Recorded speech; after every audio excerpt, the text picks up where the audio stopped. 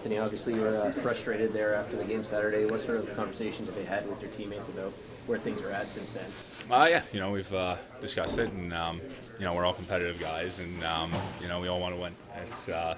It's pro sports, and at the end of the day, our goal is to win the Stanley Cup, and in order to get there, it's a process, and like I said, we've had some discussions, and we love each other. It's a family in here, and we're looking to move on. What was that like with William? He didn't seem to have any issues, or what was that conversation like with you? Obviously I pulled Willie aside, and we had a conversation, and he's someone I admire and someone I respect deeply. I mean, there's a reason he's been in this league for so long. He's a hell of a player, and he pushes me, I push him. You look at his offensive skill. He's made me a better goalie just by facing him every day in practice. And like I said, we're a family in here, and we're looking to push each other and get to our ultimate goal at the end of the day. Things tend to get magnified in overtime more, just because 3-on-3 and the stakes are there. The hero goat thing is can go either way. Yeah, I mean, like you said, it's 3-on-3, it's overtime, and that guy in Seattle barreling down on me, I get paid to stop the puck too. So, at the end of the day, it's on me as well. For me, it's simple job, get in front of the puck and stop it. So, there's the instances where as a goalie you got to come up big, and right there was a prime example. And for me going forward, that's giving me my main focus is going out there, stopping the puck, giving this team a chance to compete every night, and I think the guys are looking forward to getting out there tomorrow. What sort of leadership role do you see for yourself here, Anthony? I know for goaltending it's kind of almost a different sport at times. Like you signed an extension, it's your second year. What sort of leadership role do you see for yourself in this role? I'm a vocal guy, and I'm going to continue to be a vocal guy. I mean, like I said, I'm a competitor, and it's the reason I've gotten to this point in my career. It's the hardest league to make, and for me, it's just battling, not taking it for granted. And as a competitor, every time you go out there, you want to win. It doesn't matter if you're playing Super Bowl against the other team, or you're playing an NHL game. You want to win, and you want to beat them. Does being vocal come naturally to you?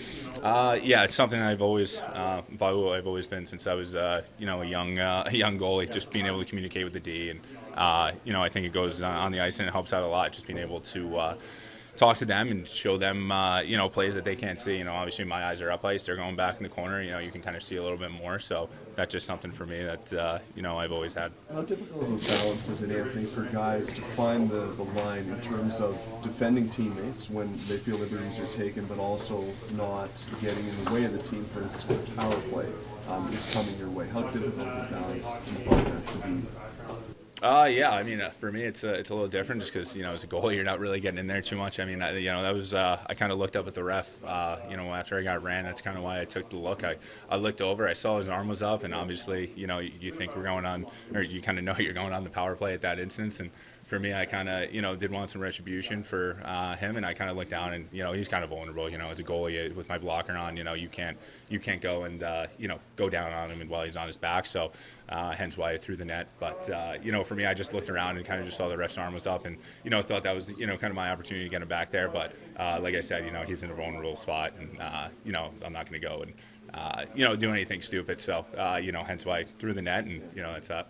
No, not just you as well, because I know some of the guys are getting criticized that they didn't jump in as quickly. And from their perspective, do you understand why sometimes guys are a little bit more reluctant when they see the power play than other times? Yeah, I mean, at the end of the day, too, it's, like I said, the guy's on his back, and, you can't really, it's not the UFC. You're not going to go and start a ground and pound. So you can't really do much there with him, And I know the guys have my back, and I have theirs. I mean, you look at 2 games ago, Rempe put, his arm on Johnny, and you never know what's going to happen. So I just went out, put my arm on him just to kind of let him know, hey, like, I'm here too. So, you kind of, you mess with one of us, you mess with all of us.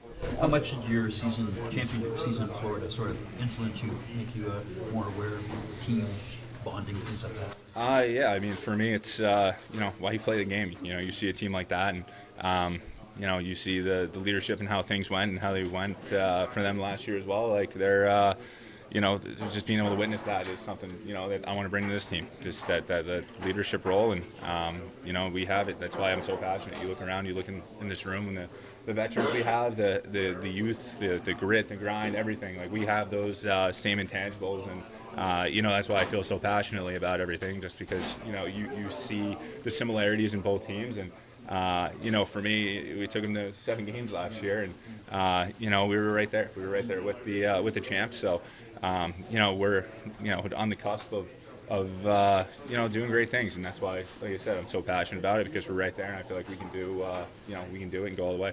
How much was honest communication a part of your time in that dressing room? I mean, within some teams are better than others, right? Yeah, I mean, like you said, they had vocal leaders, and they still have a lot of guys there as well. So for me, obviously I have a much larger role here on this team, so I think that's why I kind of feel a little more comfortable to be able to do that and be able to speak up and being able to have that experience. But we also have other guys. You got Wazzy, OEL, Stevie. You have guys who played in the Olympics, they've played in World Championships, they've played on the biggest stages. You look at Tone and Willie, they've played at 4 Nations. Like, everyone's played in a big game. Everyone knows what it takes to get over the hump. So for us, we're going to continue to grow as a group, and we're looking forward to tomorrow night and getting going here. From your perspective, what have you seen from the special teams so far? I think it's been good. I mean, it's obviously you have a lot of new guys, and it's continuing to gel. And but you look at the last 2 games, we scored some power play goals. The penalty kill has been good. I mean, I make a save, it goes right to their guy, back door, and there's really nothing you do for anyone there. It's just kind of one of those plays. So I think going forward, we're going to continue to watch film, break it down, and work hard. We're doing special teams every day, so it's going to be a big part of our success here going forward.